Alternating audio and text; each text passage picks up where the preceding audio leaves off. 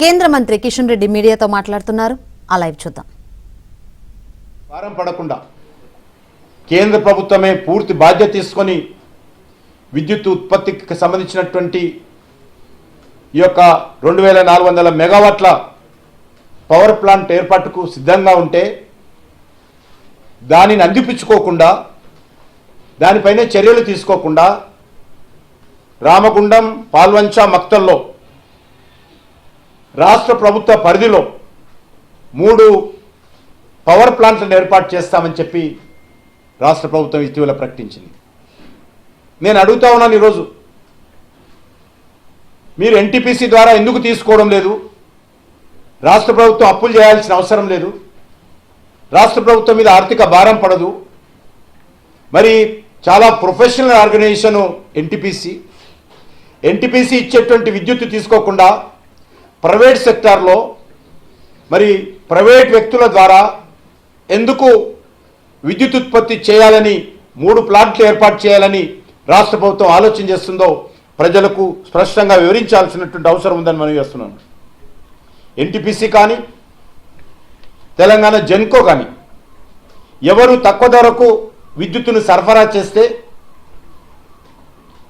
Thermal ప్లాంట్ల నిర్మాణం వేగవంతంగా ఎవరు పూర్తి చేస్తే మరి వాళ్ళ దగ్గర పవర్ తీసుకోవాల్సినటువంటి అవసరం ఉంది అనే విషయాన్ని ఈ సందర్భంగా మనవిస్తున్నాను.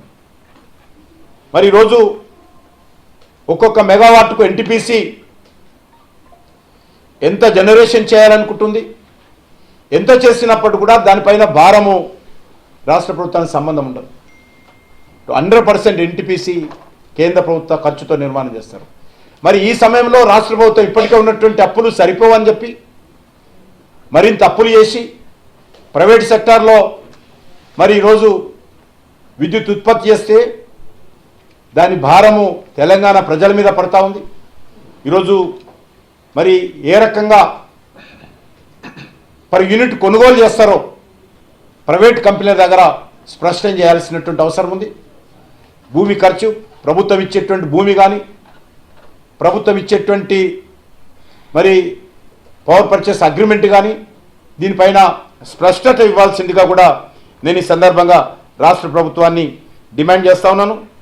ఈరోజు ఎన్టీపీసీ కంటే అదనంగా ప్రైవేట్ సెక్టార్లో ఉన్నటువంటి కంపెనీలు ఖర్చు పెట్టబోతా ఉన్నాయనే విషయాన్ని కూడా ఈరోజు చర్చకు వస్తూ ఉంది.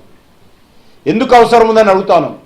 చాలా తక్కువ ఖర్చుతో ఎన్టీపీసీ పవర్ ప్రాజెక్ట్ జనరేట్ చేస్తే వాళ్ళ దగ్గర కొనుగోలు చేయాల్సినటువంటి అవసరం ఉంది.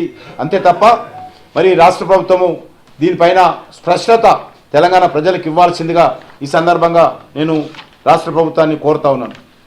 అదేవిధంగా అనేక సమస్యలలో ఈరోజు విద్యుత్ రంగం తెలంగాణలో ఉంది. ఈ సంక్లిష్ట పరిస్థితుల నుంచి బయటికి తీసుకురావడం కోసం, నూతన విద్యుత్ సామర్థ్యాన్ని జోడించడం కోసం, మౌలిక వసతులు మెరుగుపరచడం కోసం ఒక సమగ్రమైనటువంటి కార్యాచరణ ప్రాక్టికల్గా అమలు చేయగలిగేటువంటి మరి ఒక కార్యాచరణ తెలంగాణ ప్రభుత్వం రూపొందించుకొని ముందుకు వెళ్లాల్సినటువంటి అవసరం